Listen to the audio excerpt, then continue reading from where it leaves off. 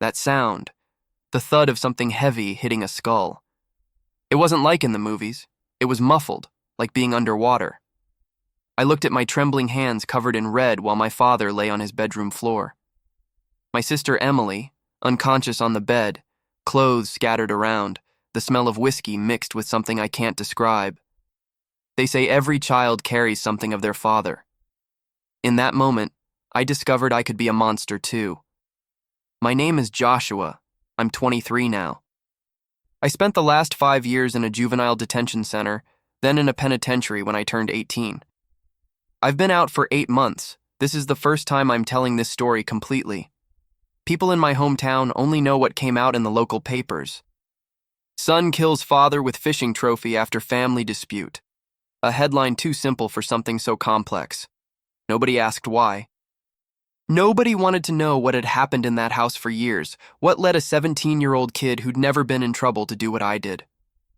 I live alone now. A small apartment, but mine. I work at an auto repair shop during the day.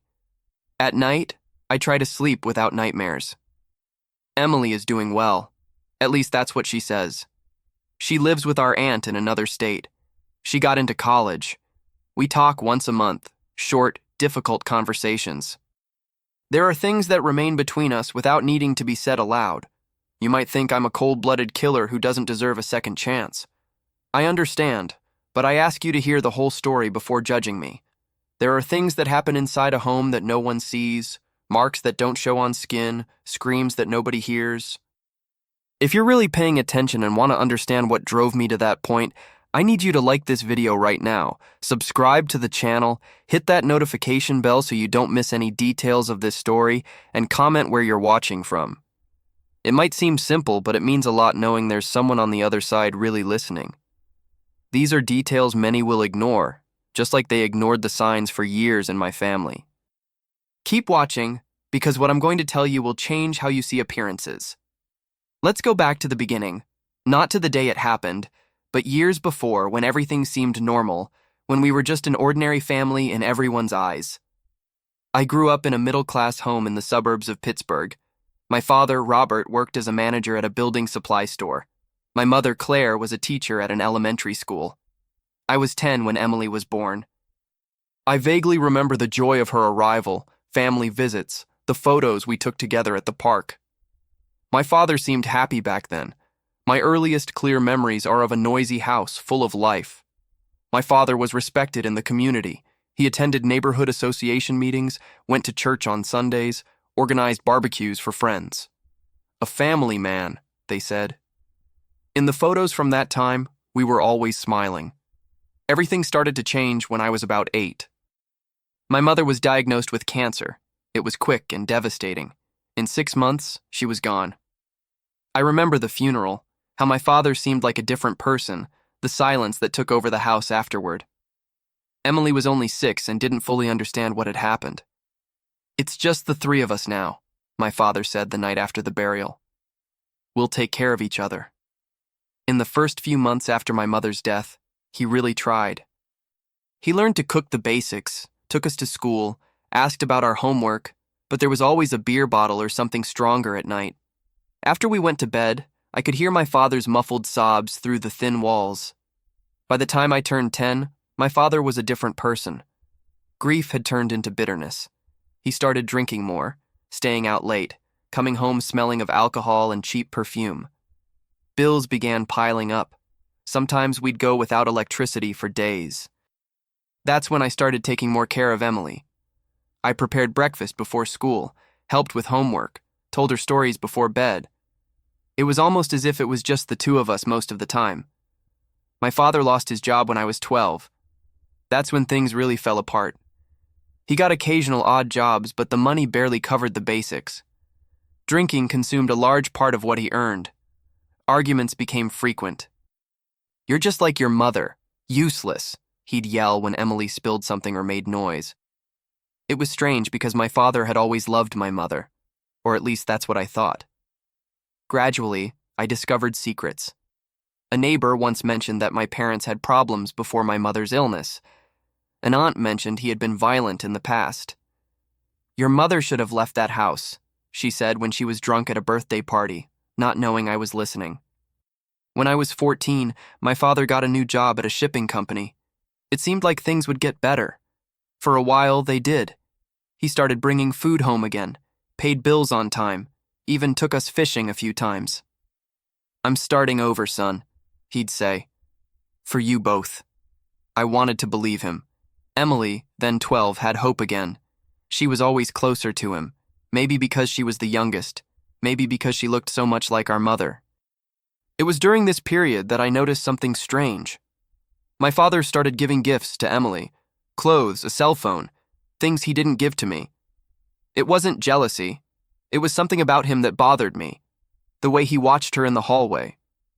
One night I found my sister crying in her room. "What happened, Em?" "Nothing. It's stupid," she answered, wiping away tears. "It was Dad. He said I'm looking like Mom, that sometimes he gets confused." That sent a chill down my spine, but I didn't fully understand the meaning at that moment. Things got worse again when my father started drinking.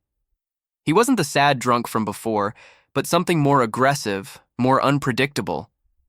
I started locking my bedroom door at night and told Emily to do the same. I tried talking to a teacher at school about my father's behavior. She called Child Protective Services, who made a visit. My father was a perfect actor. Clean house, food in the fridge, smiles and explanations. "The kids are going through a difficult phase without their mother," he justified, and they believed him. When the social workers left, he grabbed my arm so hard it left marks. "You want to end up in foster care? Want them to take your sister away? That's what will happen if you open your mouth again." After that day, I stopped seeking help. No one would believe me against a respected adult man in the community. I started working after school at a grocery store to save money. I planned to leave home as soon as I turned 18 and take Emily with me. But I realized something was very wrong with my sister. She started to withdraw, wear baggy clothes, avoid being alone with our father. Her grades dropped. She lost weight, had constant dark circles under her eyes. "Is everything okay, Emily?" I would ask. "Just tired," she'd reply without looking me in the eyes. Our house had turned into a minefield. We walked on eggshells around our own father. I counted the days until I could leave, but years remained. When I turned 16, things spiraled into something even darker. My father started inviting friends over to drink. Men with looks that made me uncomfortable, especially when Emily walked through the living room. "Your daughter is turning into a young lady, Robert," one of them commented once. My father just laughed as if it were a compliment. That night I heard him entering Emily's room. I went there pretending I needed something. "What do you want?" he asked irritably. "Just came to get a book I lent Em," I lied. Emily was curled up in bed, hugging herself. My father left the room, staggering down the hall. I stayed with her until she fell asleep. "Did he hurt you?" I asked. "No," she answered. "But I'm scared, Joshua." I started sleeping on the floor of her room when my father brought those men home. It was the only way to feel safe, to know she was protected. One morning, I found Emily in the bathroom throwing up. I thought it was some virus, but it continued for days. She said it was nerves, stress from school tests. I believed her because I wanted to believe. My father began searching her room regularly, claiming he was looking for drugs or boy stuff. He broke her belongings, read her diary, went through her clothes. It was a constant invasion. One afternoon, I came home early from work and found Emily sitting on the curb shaking. "What happened?" I asked, crouching beside her. "I can't go in there," she said. "I just can't anymore." "He did something to you, Em. You have to tell me. He said I look just like Mom, that he has rights, that I belong to him." I couldn't get anything else out of her, but those words were enough. That night, I confronted my father while Emily was in the shower. "I know what you're doing," I said, trying to control the tremor in my voice. "You don't know anything, kid," he replied without taking his eyes off the television. "If you touch her again, I'm going to the police." He laughed, a laugh that chilled me inside. "And who's going to believe you? A troubled kid who almost failed last year. Against me, who puts food on the table." I have proof, I lied desperately. His face changed. He stood up, pushed me against the wall. Listen here, you ungrateful brat. Everything I do is for this family. You know nothing about being a man, about the needs a man has. Your mother abandoned me when she got sick, left me with 2 kids to raise. Mom died of cancer. She didn't abandon you, I shouted. The slap came hard, knocking me to the floor. He had never hit me like that before. She denied me as a woman, long before she died. Cheated on me with her illness, used it as an excuse. I had needs, understand? And now, I've been alone for years taking care of you both. It was the first time I fully understood the monster my father was. That night, I made Emily promise she'd lock her door and not open it for anyone. The following days were of silent terror. My father started watching me, limiting my time outside the house, controlling my paycheck. It was as if he knew I was planning something. Then came the school incident. Emily fainted during PE class. The school nurse called, saying we needed to pick her up. My father went since I was working. When I got home, something had changed. Emily was locked in her room, refusing to come out or talk to me. My father seemed strangely calm, almost satisfied. What happened? I asked. Woman problems, he answered with a smile that made me sick. Things you wouldn't understand. That night, I heard Emily crying through the wall. A different cry, deeper, as if something had broken inside her. I tried to enter her room, but she had blocked the door with the dresser. Please, Em, let me in, I begged. Go away, Joshua, just go away. The next day she didn't go to school, nor the next. My father told her teachers she was sick, a bad virus.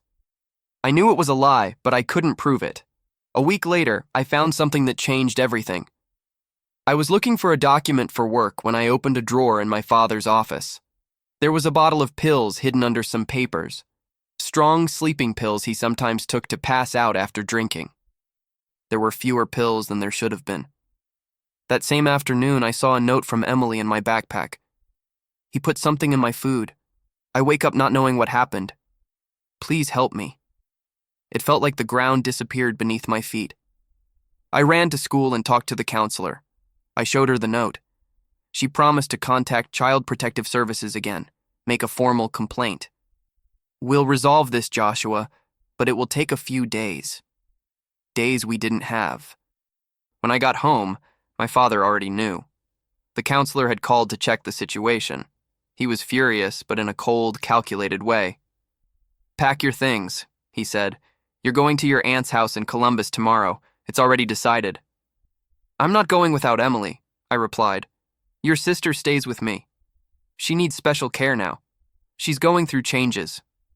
The way he said that, I tried calling the counselor again but couldn't reach her.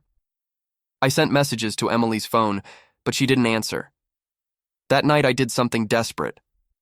I invaded my father's room while he was at the bar and started looking for evidence, anything I could use against him. In the bottom of a drawer, I found photos. Photos of my mother, yes, but there were also others of Emily.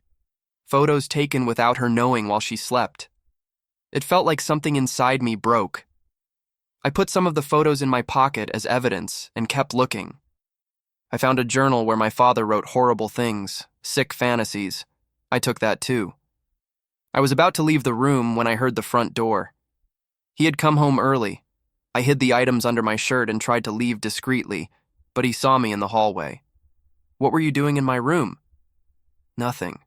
Just looking for some documents for the trip, I lied. He stared at me for a moment, then smiled. A smile that froze my soul. Sleep well, Joshua. Tomorrow will be a long day. I didn't sleep.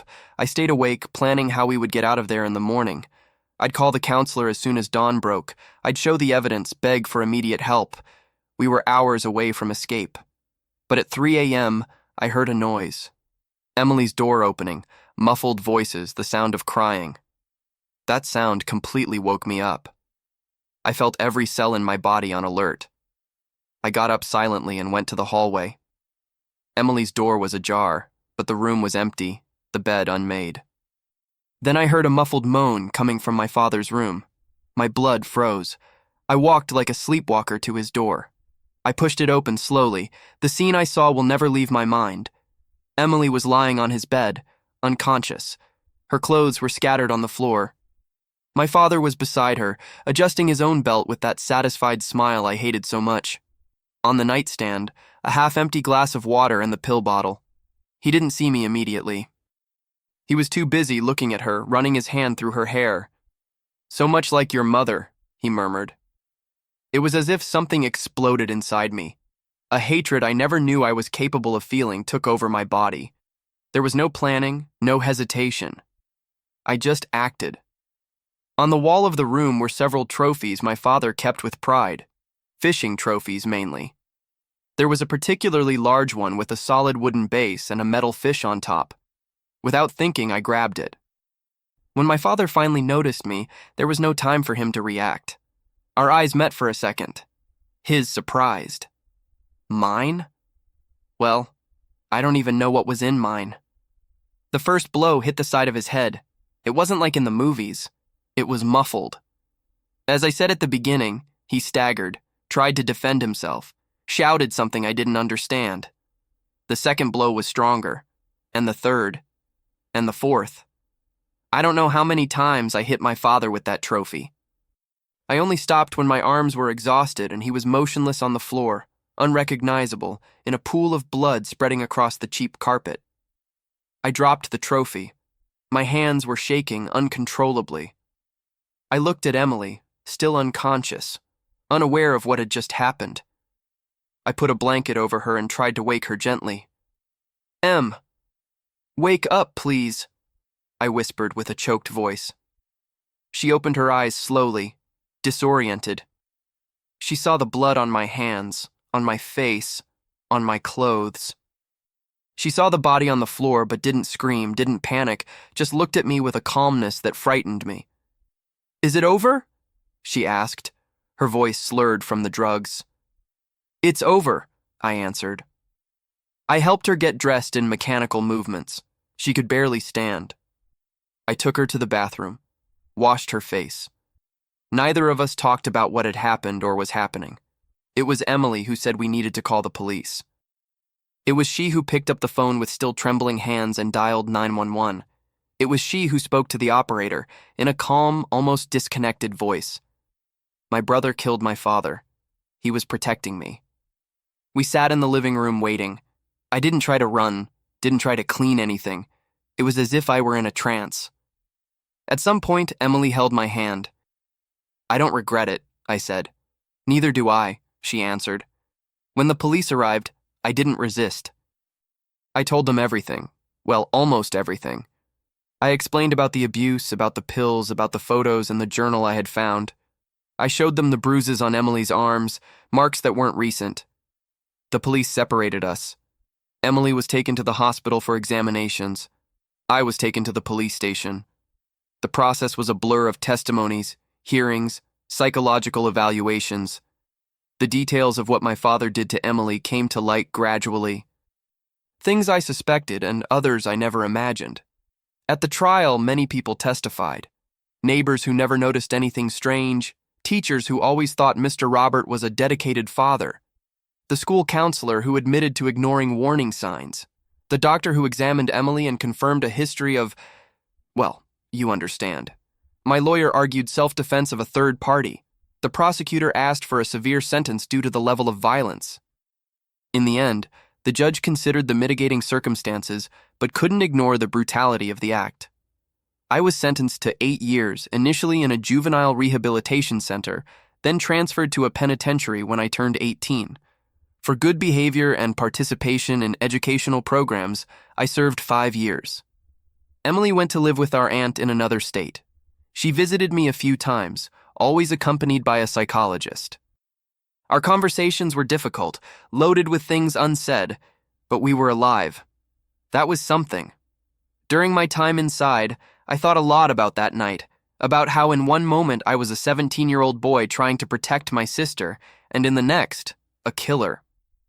About how the line between victim and perpetrator can be thin. I don't seek forgiveness for what I did. Maybe I don't deserve it. But I know that in that situation, with what I knew and felt, I saw no other way out. The years I spent detained were a different kind of nightmare. When I first entered the juvenile center, I was in shock. I didn't talk to anyone, didn't eat properly, didn't sleep.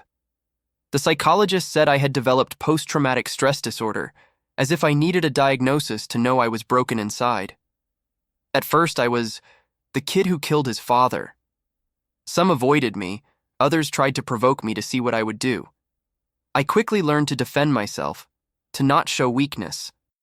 My story became a kind of shield. Nobody wanted to mess with the guy capable of doing what I did. Eventually, I found some stability. I started participating in classes. I discovered I liked mechanics. I began writing letters to Emily regularly, although many went unanswered.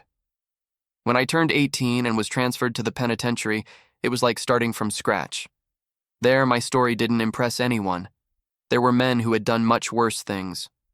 That's when I really understood that I didn't want to become like them. I focused on finishing my studies, participated in all available rehabilitation programs. During those years, I learned about anger management, how to process trauma, about forgiveness, not for my father, but for myself. Emily came to visit me for the first time after a year. It was strange, uncomfortable.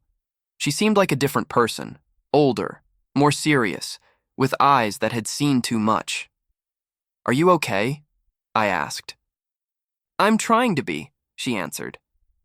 We talked about superficial things, the weather, school, our aunt's house. We avoided talking about that night, about the before and after, as if there were a silent agreement between us. It was only on the third visit, almost 2 years later, that she finally talked about it. "Do you think it was your fault for not protecting me sooner?" she asked directly, without beating around the bush.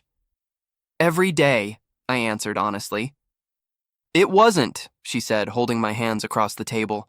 "I didn't tell everything either. I also hid. I also pretended it wasn't happening. We were kids, Em." "Exactly. We were kids trying to survive in a house with a monster. We did what we could." It was the first time I cried since that night. I don't know if it was from the relief of hearing that or from understanding everything we lost.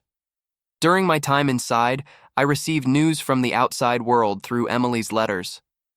She started to recover, did therapy, joined support groups, went back to school. She told me she decided to study psychology to help other people who went through similar traumas. "I'm transforming our pain into something useful," she wrote in one of her letters. I tried to do the same. I became a kind of mentor for the younger ones who arrived. I taught basic mechanics, helped with studies. It was a way to feel useful, to give some meaning to my days. In one of my last years inside, I received a visit from a social worker who had worked on our case. She came to tell me that, thanks to our case, the child protection system in the region had undergone changes, more training to identify signs of abuse, stricter monitoring protocols, less bureaucracy for emergency interventions. "Your story saved other children, Joshua," she said. "I don't know if that makes what I did less terrible. I don't know if it justifies it. But it gave me a little peace knowing that perhaps somehow that horror served some purpose. When I got out 8 months ago, I didn't know what to expect. I was 23, had a criminal record, and nowhere to go. It was my aunt who helped me, despite everything. She found this apartment, lent me money for the first few months, helped me get the job at the auto shop. Emily and I met a month after my release.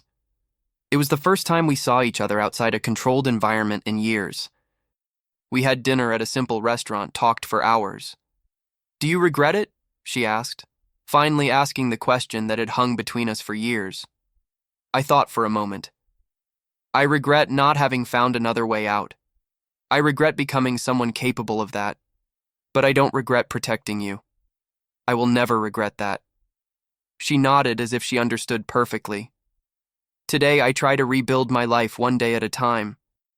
I wake up, go to work, come home, buy food, clean the apartment, watch TV, normal things any 23-year-old would do, except I'm not just any person. I carry the weight of what I did, what I saw, what I lived through. Sometimes I think about my father, not as he was that night or in the bad years, but as he was before, when we were a normal family. I wonder what transformed him, if he was always like that, or if something broke him along the way. Not to justify, but to understand. I don't know what the future holds for me or for Emily. I know we're trying. I know we survived. I know we paid too high a price for crimes we didn't commit. If you've made it this far and truly understood what I went through, I need to ask one last favor. Like this video, subscribe to the channel, hit the notification bell to receive other accounts, and comment what time it is where you're watching this. It seems small, but it means a lot knowing there's someone who really heard my story to the end, who didn't just see the monster I became that night, but everything that came before. Some ask if it was worth it, if the 5 years I spent locked up compensated for those few minutes of fury. I don't know how to answer. What I do know is that Emily is alive, studying, has chances to be happy someday, and that has to mean something. I carry the scars of that day with me, not just the ones in my mind, but also the physical ones. During a fight in the juvenile center, I broke my right hand defending a younger kid. It never healed right. It's a constant reminder of my capabilities, both to protect and to destroy. People usually say time heals everything. It's not true. Time just teaches you to live with the wounds. We learn to build a life around them, to not touch where it still hurts. Emily and I are learning this together, each in our own way. Last week, she called to tell me she managed to talk about everything in a therapy session. For the first time, she told every detail of what happened in that house. She said she felt lighter afterward, as if she had left part of the weight behind. Maybe you should try too, she suggested. Maybe this account is my attempt, shining light on the dark corners I've avoided for so long. Not to seek absolution, but understanding. There are days when I wake up and for a second forget everything. I'm just an ordinary young man starting his day. Then reality comes back with all its weight. In those moments, I try to remember what my psychologist at the center used to say. You are not just the worst day of your life. I'm trying to believe that I am more than that night, more than that act, that I can still build something meaningful with what remains. Emily is about to graduate. She invited me to the ceremony. It will be the first time I'll be in an environment with so many people since I got out. I'm nervous, but I'll be there. For her. For us. I don't know if I deserve a second chance. I don't know if I will ever fully forgive myself, but I know I'm trying, and for now that has to be enough. This is my story. It's not pretty, it's not heroic, maybe not even redemptive, but it's true, and sometimes the truth is all we have. If you've watched this far, please remember to subscribe to Traumatic Accounts and turn on notifications. Your support means everything as I try to rebuild my life and share stories that often remain hidden. The world is full of Joshua and Emily stories that never get told, families that look perfect from the outside but hide devastating secrets behind closed doors. Thank you for listening. This is Joshua signing off from Pittsburgh, still trying to find my way back to some kind of normal one day at a time.